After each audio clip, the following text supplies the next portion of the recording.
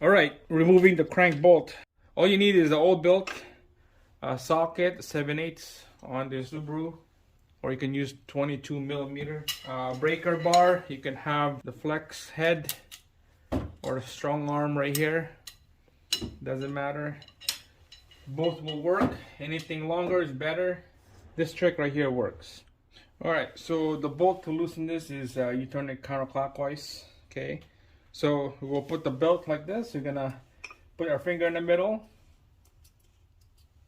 bend it over like that, put my belt on the bracket here, on that bolt bracket.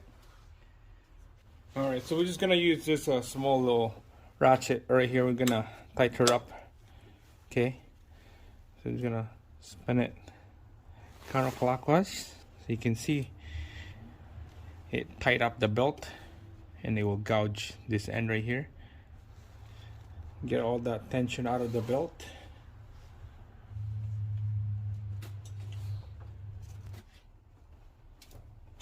There we go. Look at that.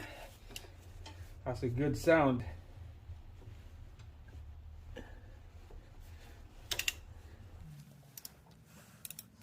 So this is only 130 foot-pounds, so it's not much.